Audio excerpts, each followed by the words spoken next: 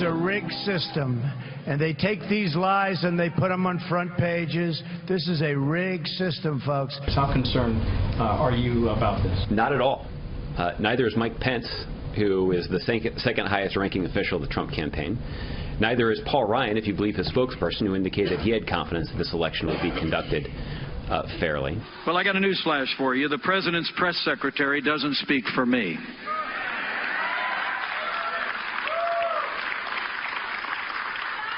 You know, they're not worried. They're not worried about it because they deny it's happening. I'm not worried about it because I know the American people are not going to let it happen. It's an insult to American voters, and it's an insult to county registrars to say that America doesn't know how to run an election.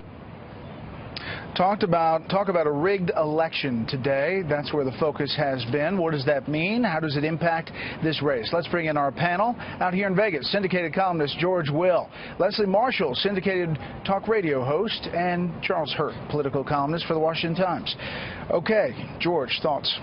Well, when Mr. Trump talks about it being rigged, he sweeps all his grievances into one big puddle. He talks about the media, he talked about the primaries, he talked about the polls, talked about the Republican National Committee. I think when most Americans hear that an election's rigged, they think of government action to rig the election, and there Mr. Trump has a point if he would just make it more clearly. It is hard to think of an innocent reason why Democrats spend so much time, energy, and money, scarce resources all, resisting attempts to purge the voter rolls, that is, to remove people who are dead or otherwise have left the jurisdiction. It's hard to think of an innocent reason why they fight so tremendously against voter ID laws. They say, well, that burdens the exercise of a fundamental right. The Supreme Court has said that travel is a fundamental right. No one thinks that showing an ID at the airport burdens that fundamental right. We know, we don't surmise, we know that the 2010, 12, and 14 elections were rigged by the most intrusive and potentially punitive institution of the federal government, the IRS. You can read all about it in Kim Strassel's book, The Intimidation Game. She's familiar to all Wall Street Journal readers and Fox viewers.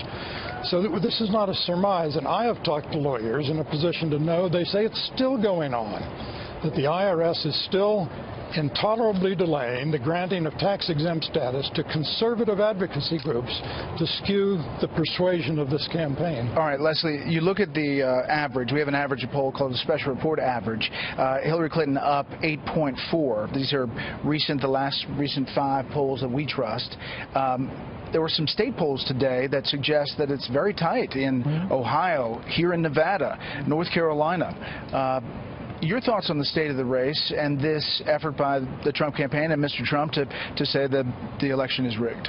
Well, the facts don't bear that out. I think in the past 14 years, with approximately 1 billion votes, you have, 35 instances of fraud. I think on a bigger scale, 2 things here. I think some voters, even some of his supporters, look at that as almost throwing in the towel and setting the groundwork for what he's going to say after he loses. In other words, if you're losing, if you're talking about rigged, you're losing. Exactly. Why else would you be talking about that? You would have confidence in the system. And I have to say, I'm not surprised that these battleground states are very close.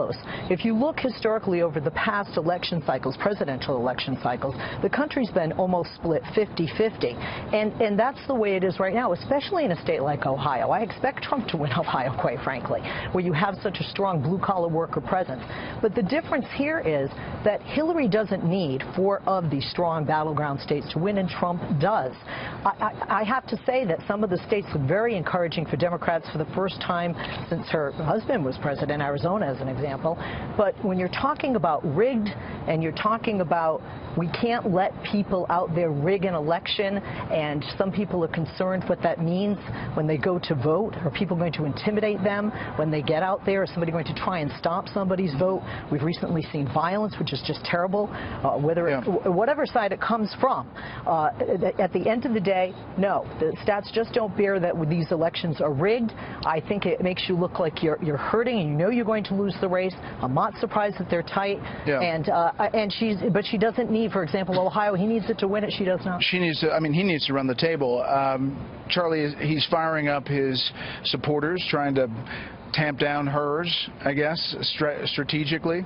Yeah, and trying to make sure that every single one of his supporters does show up and that they don't give up, because, you know, the media has done a very good job of making it seem like Hillary Clinton has already won and it's all over and everybody go home.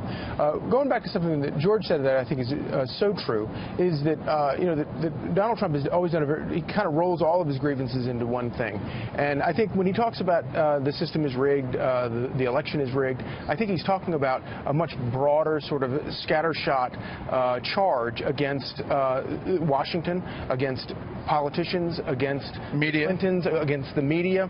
And what I think is striking about that is the fact that, my gosh, there are millions of people out there who feel like, you know what, actually, what he's saying is true. It is rigged, and it's rigged against me.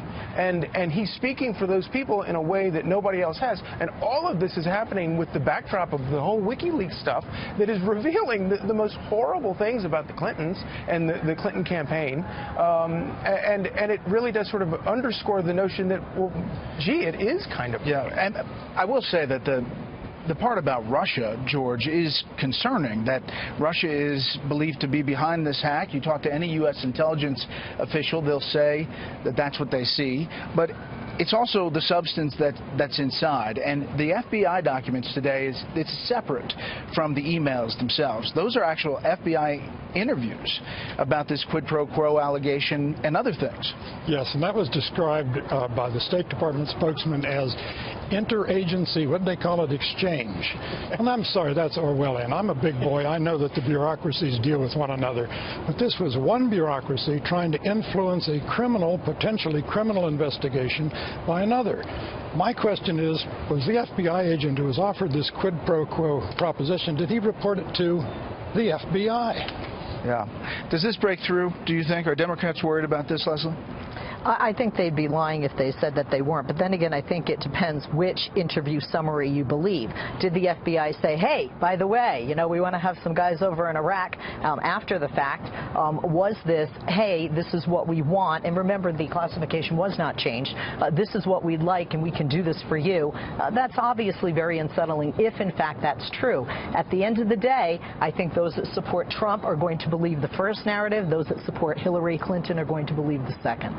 We will follow all of it, and apologize, we're fighting the sun here in Las Vegas as we are dealing with the setting sun over the Strip.